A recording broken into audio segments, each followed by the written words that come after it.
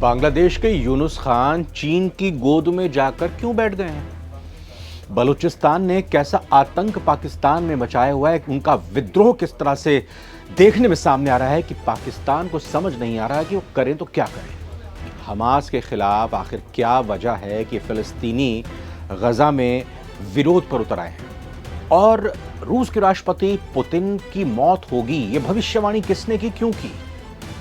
तमाम इन सवालों के जवाब जानने की कोशिश करेंगे, देने की कोशिश करेंगे सारी दुनिया के इस स्पेशल एपिसोड में, जिसमें दुनिया में चल क्या रहा है वो हम समझेंगे। नमस्कार, मैं रविंद्र सिंह आपके साथ। डिफेंस और डिप्लोमेसी की दुनिया में ये हफ्ता कुल मिलाकर काफी उथल पुथल भरा रहा है। भारत के लिहाज से अगर देखें तो पड़ोसी देशों में कई ऐसी घटनाएं घट रही हैं जिसका असर सीधे तौर पर हमारे ऊपर पड़ सकता है, यानी भारत पर पड़ सकता है। बांग्लादेश, पाकिस्तान, इजराइल, हमास युद्ध और रूस यूक्रेन युद्ध में लगातार अपडेट्स आ रहे हैं। आज की इस स्पेशल स्टोरी में हम सबसे पहले बांग्लादेश की बात करने जा रहे हैं, जहां की अंतरिम सरकार के प्रमुख मोहम्मद यूनुस इस वक्त चीन के दौरे पर हैं। इस दौरान वो हैनान प्रांत में होने वाले बो आओ ओ फोरम में हिस्सा लेंगे, जिसमें एशिया के कई देश भी हिस्सा ले रहे हैं। इसके एक दिन बाद यानी 28 मार्च को मोहम्मद यूनुस की मुलाकात चीन के राष्ट्रपति शी जिनपिंग से होगी। हालांकि शुरुआत में यह मुलाकात काफी नॉर्मल होने वाली थी और शिष्टाचार भेंट के तौर पर इसको देखा जा रहा था, लेकिन अब चीन ने इसमें बदलाव कर दिए, चेंजेस कर दिए। चीन में बांग्लादेश को स्पेशल ट्रीटमेंट क्यों दिया जा रहा है? अब शी जिनपिंग और मोहम्मद यूनुस के बीच की द्विपक्षीय बैठक करीब 30 मिनट तक चलेगी। इस दौरान दोनों नेताओं के बीच आमने सामने की गुफ्तगू होगी, बातचीत होगी। वहीं इस द्विपक्षीय बैठक को और ज्यादा वेटेज देने के लिए अब दोनों ही पक्षों की तरफ से 12-12 अधिकारियों का एक डेलीगेशन इसमें मौजूद रहेगा। यानी इस द्विपक्षीय बैठक में दोनों राष्ट्र अध्यक्षों को मिलाकर 13-13 लोग शामिल होंगे। इस बैठक का मतलब यह है कि चीन बांग्लादेश को काफी महत्वपूर्ण देश की तरह भाव दे रहा है। जाहिर तौर पर वो भारत के ऊपर बांग्लादेश में कूटनीतिक बढ़त हासिल करना चाहता है, भारत पर दबाव डालना चाहता है। एक्सपर्ट्स कहते हैं कि बैठक को औपचारिक रूप देकर चीन ने इसके महत्व को बढ़ा दिया है। बांग्लादेश के एक पूर्व राजनयिक ने कहा है कि ये बैठक दोनों देशों के लिए बहुत महत्वपूर्ण है। बैठक के बाद जारी होने वाला संयुक्त बयान से बैठक कितनी कामयाब रही, इसका क्या एजेंडा रहा, क्या निकलकर आउटकम्स आए हैं, ये जाना जा सकेगा। और भारत का क्या प्रभाव, या कहें कि भारत पर क्या प्रभाव पड़ेगा इसका, वो भी समझा जाएगा। बांग्लादेश ने इससे पहले कहा था कि मोहम्मद यूनुस पहले प्रधानमंत्री मोदी से मुलाकात करना चाहते थे। इसके लिए संपर्क भी किया गया, लेकिन भारत से सकारात्मक प्रतिक्रिया नहीं मिली, तो मोहम्मद यूनुस ने भारत से पहले चीन को अपने दौरे के लिए चुन लिया। बांग्लादेश से मिले जो जानकारी है उसके मुताबिक बिम्स्टेक सम्मेलन के दौरान भी मोहम्मद यूनुस ने प्रधानमंत्री मोदी से मुलाकात का प्रस्ताव भारत के सामने रखा था, लेकिन शायद भारत इसके लिए भी तैयार नहीं हुआ, जिसे लेकर भारत के पूर्व डिप्लोमेट जे.के. त्रिपाठी ने कहा है कि मेरा मानना है कि भारत को ऐसा नहीं करना चाहिए, बातचीत को जारी रखना चाहिए। अगर मोहम्मद यूनुस भारत आना चाहते थे और प्रधानमंत्री मोदी से मुलाकात करना चाहते थे तो भारत को इसके लिए तैयार हो जाना चाहिए था और भारत को एक कदम आगे बढ़ना चाहिए था, लेकिन ऐसा हुआ नहीं। अब देखते हैं कैसे मोड़ पर भारत और बांग्लादेश के रिश्ते जाते हैं और चीन और बांग्लादेश की नजदीकी भारत की किस तरह से आगे चलकर मुश्किलें बढ़ाती है। लेकिन बलूचों के विद्रोहियों से पाकिस्तान कांप रहा है, थर थर कांप रहा है। बांग्लादेश के बाद अब बात पाकिस्तान की जाए तो बलूच विद्रोहियों का आंदोलन हिंसक हो चुका है। इस महीने बलूच लिबरेशन आर्मी की तरफ से जाफर एक्सप्रेस को अगवा किया गया। बीएलए ने अपने हमले में 200 से ज्यादा पाकिस्तानी सेना के जवानों को मारने का दावा किया, जिसे पाकिस्तानी सेना ने इनकार कर दिया। ऐसा तो हुआ नहीं, लेकिन इसके बाद बलूच विद्रोहियों ने पाकिस्तानी सेना के जवानों को ले जा रही एक बस को धमाके से उड़ा दिया और 90 सैनिकों को मारने का इसमें भी दावा किया, जबकि पाकिस्तान ने कहा है कि दर्जन भर सैनिक ही मारे गए हैं। बलूचिस्तान की स्थिति लगातार बिगड़ती जा रही है और इसी हफ्ते पाकिस्तानी सेना के इशारे पर क्वेटा पुलिस ने बलूच यकजहीती समिति की नेता महरंग बलूच को एक प्रदर्शन के दौरान गिरफ्तार कर लिया। पाकिस्तान सरकार ने महरंग बलूच के खिलाफ आतंकवादी धाराओं में मुकदमा दर्ज करने के आदेश दिए। महरंग बलूच जो पेशे से डॉक्टर हैं, पढ़ी लिखी हैं, जिनके पिता की हत्या पाकिस्तानी सेना ने इलाज के दौरान कर दी थी, वो फिलहाल अब जेल में बंद हैं। उनकी गिरफ्तारी को अवैध बताते हुए बलूचों ने यूनाइटेड नेशंस जाने का फैसला किया। दूसरी तरफ बलूच विद्रोहियों ने बुधवार को सुरक्षा बलों के खिलाफ कई जगह पर एक के बाद एक बड़े हमले किए। बलूचिस्तान के कई जिलों में पाकिस्तानी सेना के खिलाफ हमले हुए हैं। तुर्बत में पाकिस्तानी सैन्य बलों के मुख्य शिविर पर हमला किया गया। विद्रोहियों ने केज, ग्वादर और बोलन में एक साथ कई हमलों को अंजाम दिया। बलूच विद्रोहियों ने अलग अलग शहरों को जोड़ने वाले रणनीतिक मार्गों पर अपना कब्जा जमा लिया है। बलूचिस्तान पोस्ट की रिपोर्ट के मुताबिक सशस्त्र विद्रोहियों ने केच जिले में चीन और पाकिस्तान इकोनॉमिक कॉरिडोर यानी सीपीईसी सीपैक इसके जो राष्ट्रीय राजमार्ग है, जो हाईवे है, उस पर कई ट्रकों पर हमला बोल दिया।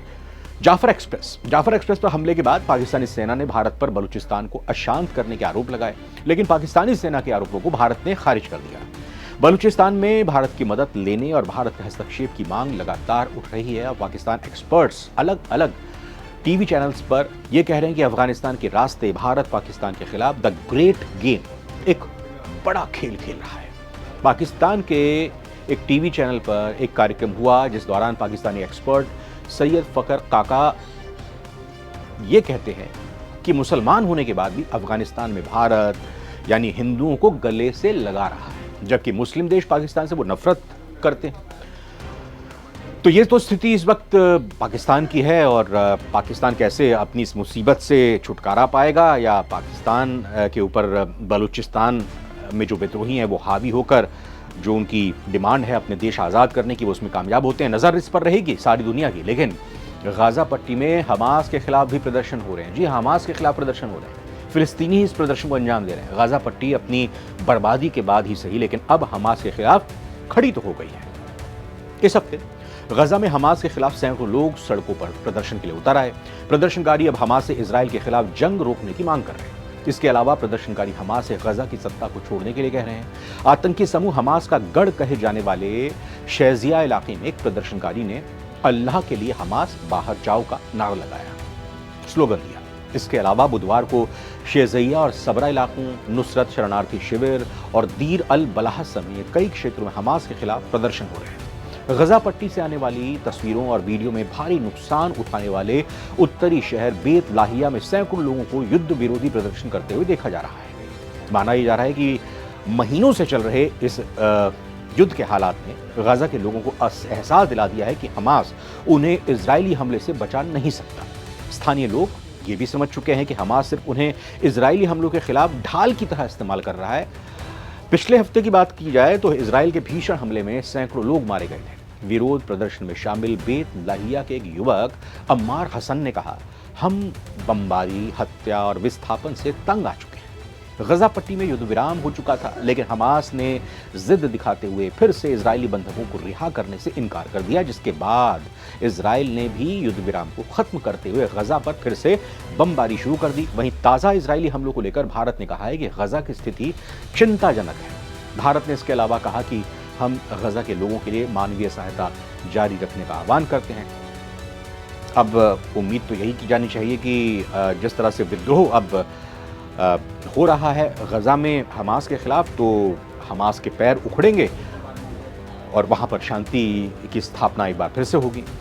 वहीं बात रूस की करें या कहीं रूस के राष्ट्रपति की करें, जिनको लेकर यानी पुतिन को लेकर एक बयान सामने आया। ये बयान दिया है यूक्रेन के राष्ट्रपति ज़ेलेंस्की ने। उन्होंने सनसनीखेज दावा करते हुए कहा कि रूसी राष्ट्रपति व्लादिमीर पुतिन जल्द ही मर जाएंगे, जिससे दोनों देशों के बीच यानी यूक्रेन और रूस के बीच युद्ध का अंत हो जाएगा। ज़ेलेंस्की ने ईरान ये कहें कि ज़ेलेंस्की ने हैरान करने वाली बात फ्रांस की राजधानी पेरिस में एक इंटरव्यू के दौरान कही। ज़ेलेंस्की का यह दावा उस वक्त आया है जब रूसी राष्ट्रपति पुतिन के स्वास्थ्य को लेकर कई तरह की अफवाहें चल रही हैं।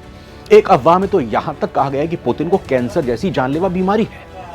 फ्रांसीसी राष्ट्रपति इमैनुअल मैक्रों के साथ मीडिया से बात करते हुए ज़ेलेंस्की ने कहा कि वो यानी पुतिन जल्द ही मर जाएंगे और ये एक फैक्ट है, ये सच्चाई है और ये युद्ध उनकी मौत के साथ समाप्त हो जाएगा। ज़ेलेंस्की का ये भी दावा है कि जब पुतिन की जान चली जाएगी तो ये संकट भी खत्म हो जाएगा। और ये बयान उस वक्त आया है जब रूसी राष्ट्रपति व्लादिमीर पुतिन ने भारत आने की पुष्टि कर दी, यानी कि भारत में उनका दौरा होने वाला है। इस बीच रूस के विदेश मंत्री सर्गेई लावरोव ने गुरुवार को पुतिन के भारत आने की घोषणा की है। उन्होंने कहा है कि प्रधानमंत्री नरेंद्र मोदी के निमंत्रण पर राष्ट्रपति व्लादिमीर पुतिन के भारत दौरे की तैयारी चल रही है। आपको ये भी बता दें कि पिछले साल जुलाई में प्रधानमंत्री मोदी ने रूस का दौरा किया था और उन्होंने पुतिन को भारत आने का न्योता दिया था।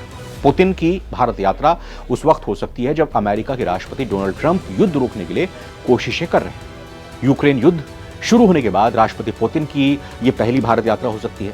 अब संभावना इस बात को लेकर भी है कि राष्ट्रपति पुतिन के साथ भारत यूक्रेन में युद्ध विराम पर बात कर सकता है। दोस्तों, ये दुनिया का राउंड अप, सारी दुनिया की ताज़ा स्थिति आपको जानकारियों के तहत कैसी लगी, हमें ज़रूर बताइएगा कमेंट करके, ताकि हमें पता चल सके कि हमारी कहाँ कमी है, उसको कैसे दुरुस्त करना है। फिलहाल नवभारत टाइम्स की इस रिपोर्ट में इतना ही। नमस्कार।